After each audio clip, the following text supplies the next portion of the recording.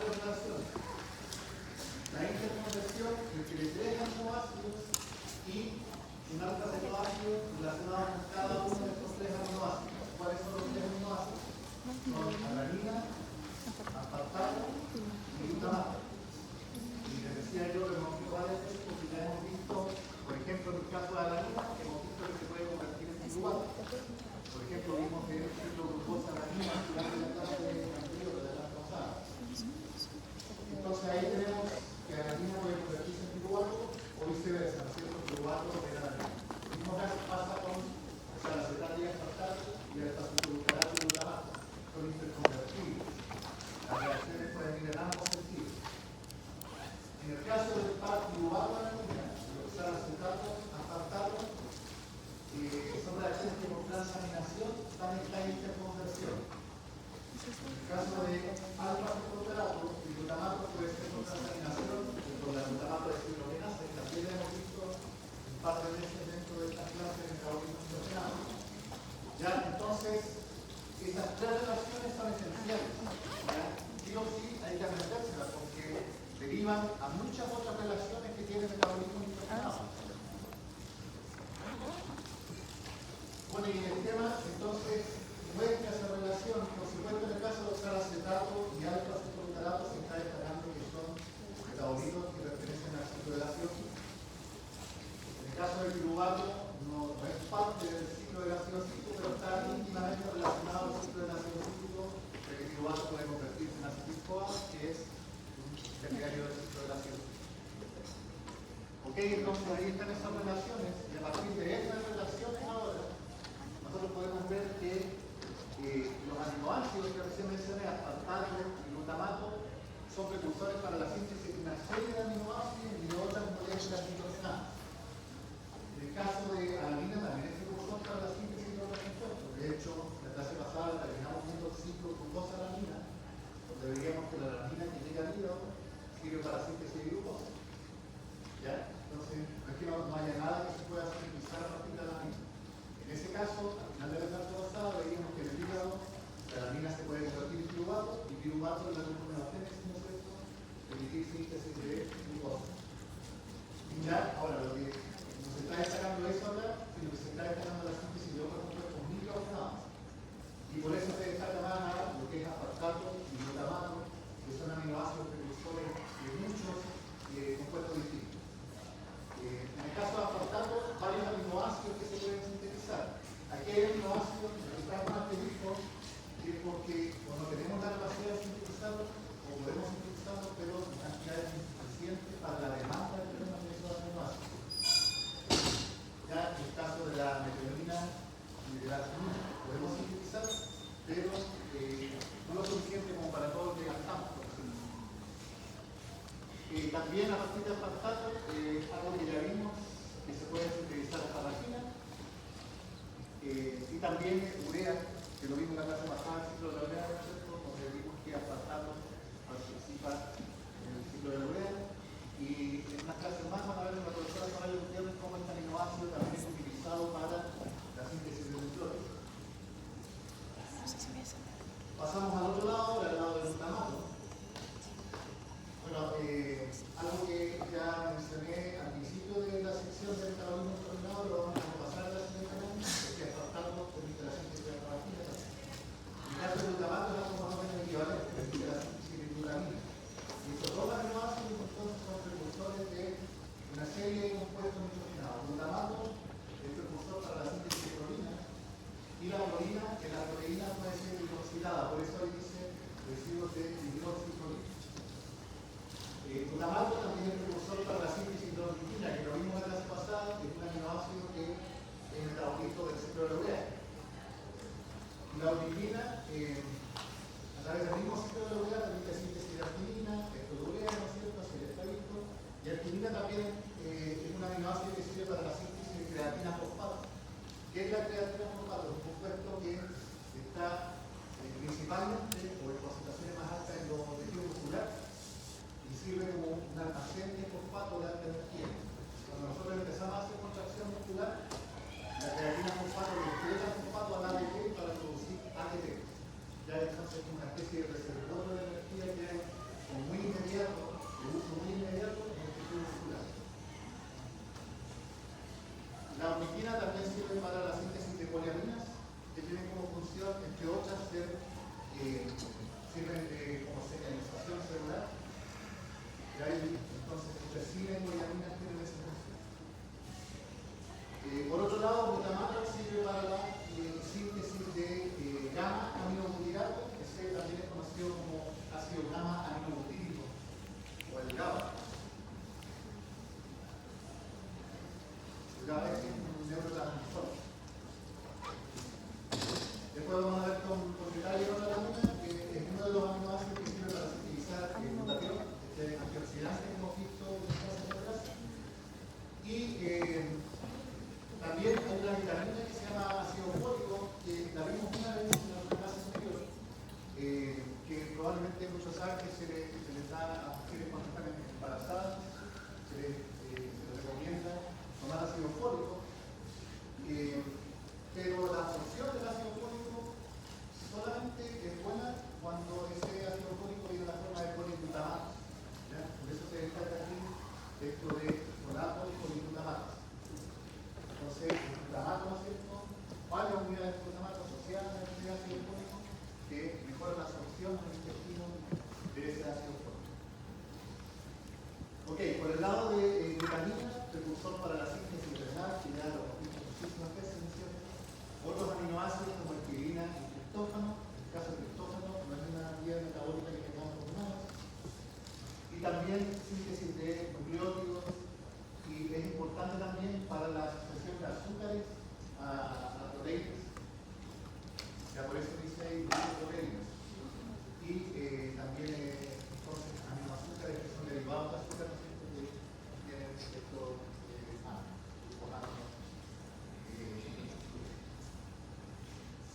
ok, visto este esquema general, vamos a ver ahora reacciones que sirven para la síntesis de los aminoácidos que sí podemos sintetizar. En gran parte, esto es como un repaso de reacciones que ya hemos visto de las dos clases anteriores. Entonces vamos a ver esa lista de 10 aminoácidos que son considerados como no esenciales y que podemos sintetizar. Y aquí puse los primeros 5, que son reacciones que ya hemos visto varias veces. Entonces, a esta forma de repaso. Tenemos el glutamato acá, que hemos visto que se puede sintetizar esencialmente de dos formas. Por la acción de la glutamato de deshidrogenasa, que es una de las reacciones que yo les enseñé, es de asimilación de amoníaco, es una de las pocas reacciones en donde podemos tomar amoníaco, y ese grupo amino, o ese nitrógeno, convertir en una molécula nitrogenada, que es glutamato. Otra forma de producir glutamato es por acción de la glutaminasa. La glutamina pierde el grupo amino, que sale a la forma de amoníaco, ¿no es cierto? Queda como glutamato, que si ustedes revisan, cuando vimos la manera en la cual el nitrógeno que se va generando en los distintos tejidos llega al hígado, esa glutamina, que es la que transforma ese nitrógeno, sufre la acción de la glutaminasa en el hígado para formar glutamato. Ese amoníaco, ¿a qué ciclo se va? Estamos hablando de un exceso de amoníaco que está llegando al hígado, se va al ciclo de urea, ya para ser eliminado de la forma de urea. Entonces ahí fue donde vimos esta glutaminasa, que no es una enzima del ciclo de urea, está relacionada con el ciclo de urea. ¿Ya? Por la manera que decía yo, ahí hay un esquema que muestra cómo se transportan nitrógenos desde distintos tejidos arriba. Ok, la misma glutamina también podemos sintetizarla, por lo tanto es un aminoácido no esencial por acción de la glutamina sintetasa, que lo que hace es tomar glutamato y directamente agregarle grupo amino tomándolo del amoníaco. ¿Ya? Entonces, como les decía, estas son reacciones que ya vimos, pero las vimos como desde otro ángulo u otra perspectiva, que eran reacciones que permiten asimilar nitrógeno de esta amoníaco. Ok, en el caso de aspartato y asparagina, si ustedes se fijan aquí en la estructura de los aminoácidos, glutamato y glutamina, la diferencia está en la cadena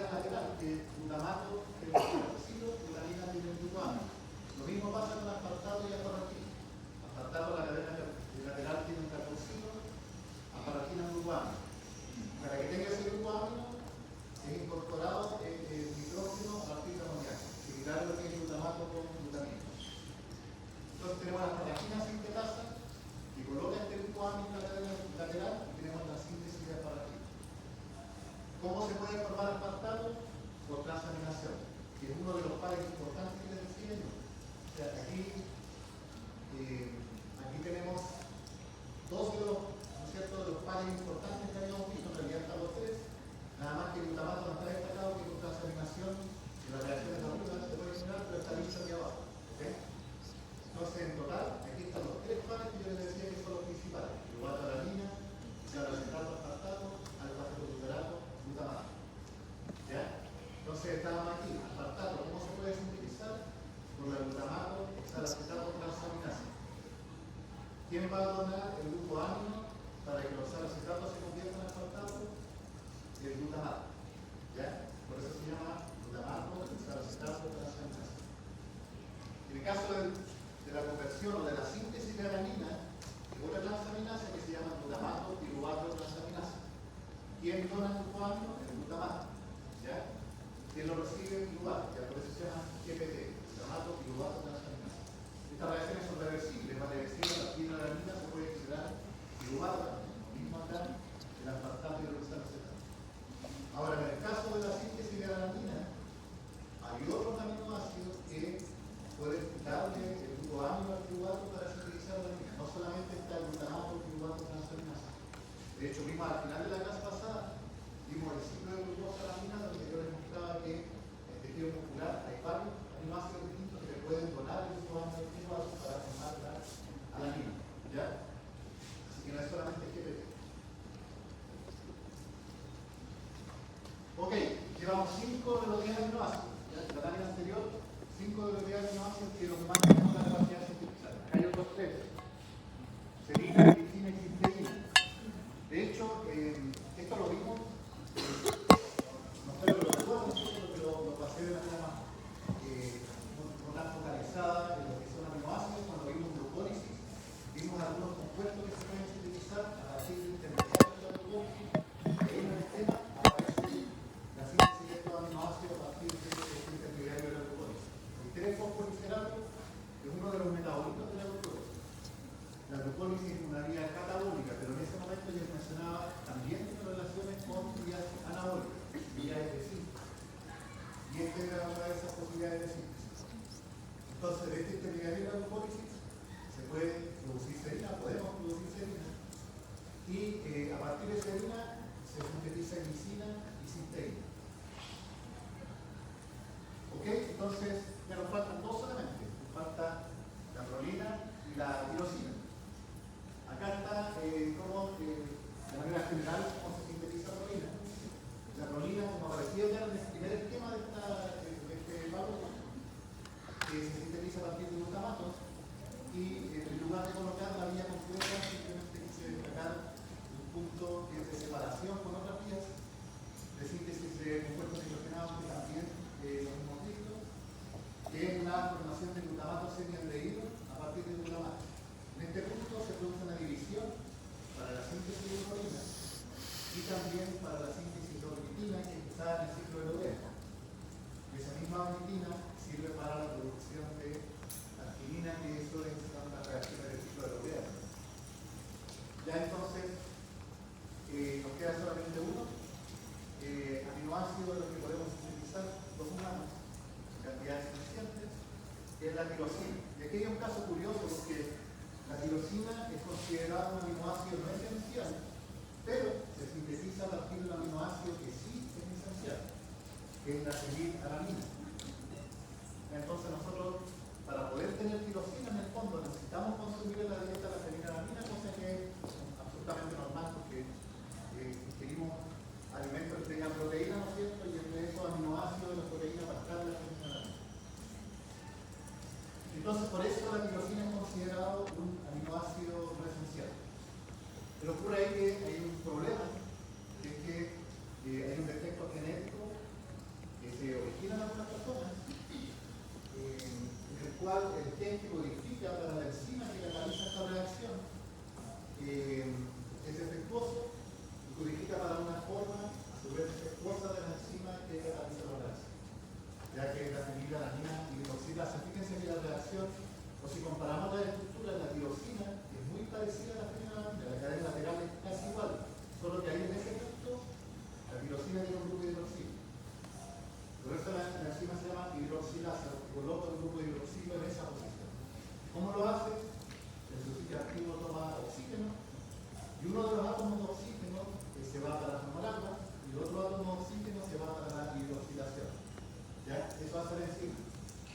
hay distintas mutaciones en el gen que codifican la fenilalanina hidroxilasa que se han caracterizado y que hacen que la enzima sea menos funcional. Esta es una enfermedad que se llama autosómica recesiva. ¿Qué significa? Que no está ligada al sexo y que se necesita que una persona sea homocigota para el gen defectuoso para que tenga la enfermedad, que se llama la ictiosis. Ahora, ¿qué pasa con estas personas? ¿Por qué se origina esta enfermedad? Este es uno de los test que se hacen a los recién nacidos, porque producen un problema tremendo en el desarrollo, principalmente el desarrollo del sistema nervioso. Entonces, ¿por qué se produce esto? Porque la acumulación de fenilalanina es tóxica.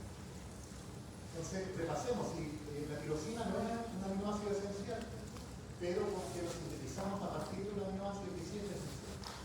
¿Qué pasaría si tenemos esta enzima defectuosa que sintetiza muy poca tirosina? Dos consecuencias. Primero, no hay tirosina suficiente para sintetizar proteína, ¿cierto? Que la mayoría, casi todas, van a tener tirosina. Entonces no hay suficiente tirosina para eso. Y lo segundo es que aumenta los niveles de fenilalanina porque muy poco se está convirtiendo en tirosina. Y la acumulación de fenilalanina es tóxica para las células, como les decía recién, principalmente afecta al sistema nervioso. Eso es por la fenilalanina como tal, la acumulación, y también porque la fenilalanina se convierte en otros metabolitos que también son tóxicos. Y eso está mostrado acá abajo. Si ustedes comparan esta estructura, la fenilalanina, con el piruvato, es muy similar al piruvato, ¿ya? Bueno, acá a la alanina es lo mismo pero sin esa línea, ¿ya? Y si ustedes recuerdan, ¿no es cierto?, uno de los pares importantes que les decía yo, permiso, ¿cierto? Piruvato se convierte en alanina y alanina se convierte en piruvato, transaminación. Bueno, ocurre que esa transaminasa no logra distinguir la diferencia entre fenilalanina y alanina normal. Cuando los niveles de fenilalanina son normales, esto no es un problema, pero cuando se acumulan, empieza a ocurrir esta reacción, ¿ya? Los niveles entonces son más altos de fenilalanina. ¿Y qué ocurre entonces? Que la transaminación no va a formar piruvato, sino que va a formar fenilpiruvato. Y el piruvato, cuando vimos glucólisis, se puede convertir en lactato, ¿no es cierto? La glucólisis es anaeróbica. Bueno, aquí no tenemos piruvato, tenemos fenillactato, entonces se puede producir fenillactato. Tenemos fenilpiruvato que se puede convertir en fenillactato. Y una reacción de tipo no enzimática, no catalizada por ninguna enzima, que es la pérdida de ese carboxilo, que también forma fenilacetato. Y todos esos compuestos también son tóxicos, igual que la acumulación de la fenilalanina per se. Ok, entonces les decía yo que este tipo de enfermedad es una de las enfermedades en las cuales se hace test inmediatamente al momento del nacimiento. ¿Qué tratamiento creen ustedes que hay para estas personas en la dieta? ¿Cómo debería ser el contenido de estos aminoácidos? De tirosina, por ejemplo. ¿Debería ser más alto de lo normal o más bajo de lo normal? Más alto, ¿cierto? ¿Y el de fenilalanina? Más bajo. Entonces ese es el principal tratamiento que se da si se detecta en un paciente nacido que es fenilcetonúrico. Va a necesitar una dieta, en algunas partes dice hasta durante los primeros años de su crecimiento, hasta los 10 años, pero en otras fuentes dice toda la vida hasta acá. Una dieta baja en fenilalanina y alta en tirosina. Si no tiene esta acumulación de fenilalanina, su desarrollo va a ser normal o muy cercano o normal. Por eso es importante la detección central. Ok. Hasta ahí, entonces, los 10 aminoácidos que les decía yo que íbamos a ver con detalle cómo tenemos la capacidad de sintetizarlos. Ahora vamos a ver la síntesis de otros compuestos nitrogenados que son importantes en nuestro organismo y que provienen desde aminoácidos. Y entre ellos tenemos dos aminoácidos que son muy importantes para la síntesis de distintos compuestos nitrogenados que son glicina y serina. La glicina sirve para la síntesis de porfirinas. Las porfirinas como son moléculas, ¿cierto?, anilladas del grupo hemo de la hemoglobina. Para la síntesis de glutatión. En el caso de vegetales, humanos, ácido hidroxílico. Y también creatina fosfato, de la cual hablé yo al principio, la primera año, ¿no es cierto?, decía que es un reservorio de fosfato de alta energía, principalmente en gestión muscular. La serina, por su parte, sirve para la síntesis de fosfolípidos, para generación de piruvato también, y de cisteína, que es lo que veíamos así en el campo de serina, ¿cierto? Que sirve para la síntesis de cisteína.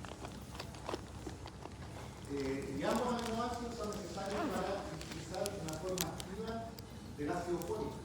¿Ya? Esto que dice que está aquí es el metilén-tetrahidrofolato.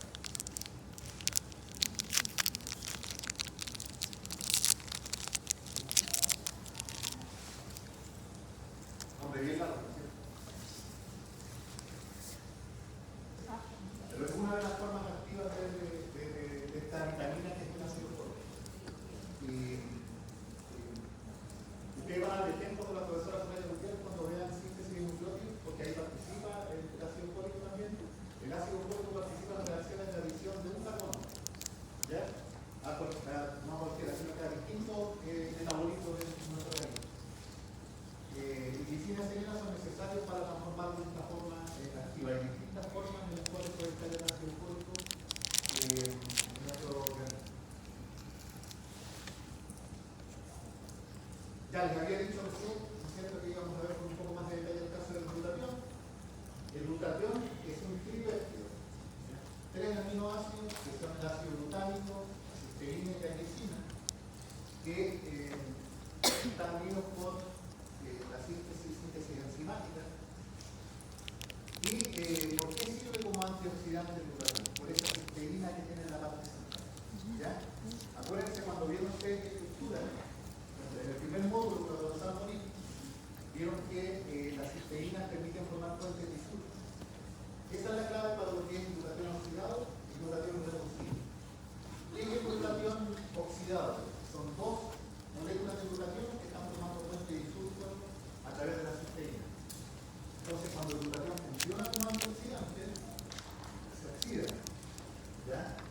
Y esa oxidación significa que tenemos dos moléculas de glutatión unidas.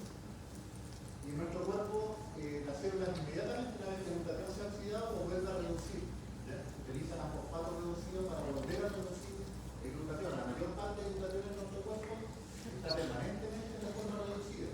¿Ya? Entonces, es un antioxidante, pero para que pueda seguir funcionando como antioxidante, inmediatamente, después de que se oxidó, hay una enzima que es la glutatión reductasa que lo vuelve a reducir al glutatión. No sé si tenemos alguna consulta hasta aquí. Ustedes en el próximo módulo van a ver, ¿no es cierto?, la síntesis de proteínas. Estos son enlaces específicos de aquí. ¿Ya? La síntesis de proteínas están codificadas en genes, ¿cierto? En este caso tenemos un tripéptido, pero estos enlaces no significa que esto esté codificado en algún gen. ¿Ya? Aquí se unen enzimáticamente estos tres aminoácidos por enlaces peptídicos, pero se unen enzimáticamente. ¿Ya? No hay codificación en algún gen. ¿Sí?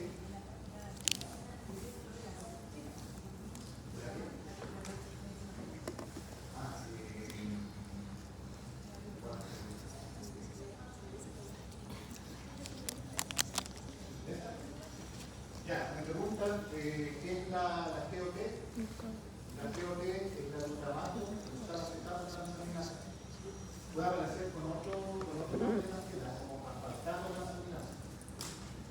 Igual está glutamato piruvato transaminasa, puede aparecer como alanina transaminasa. Son sinónimos similares. Y corresponden a los pares más importantes, que tienen muchas relaciones que hemos visto en estas clases de metabolismo. Ok, seguimos. Siguiendo con la síntesis de compuestos nitrogenados, nosotros vimos en la clase anterior cómo se degrada el grupo hemo de la hemoglobina. Ya ahora vamos a ver de manera literal cómo se sintetiza el grupo hemo de la hemoglobina y qué es lo que yo quiero que recuerden de aquí, que tomen de aquí, simplemente lo que está aquí destacado en rojo, ¿de acuerdo? El esquema, el resto del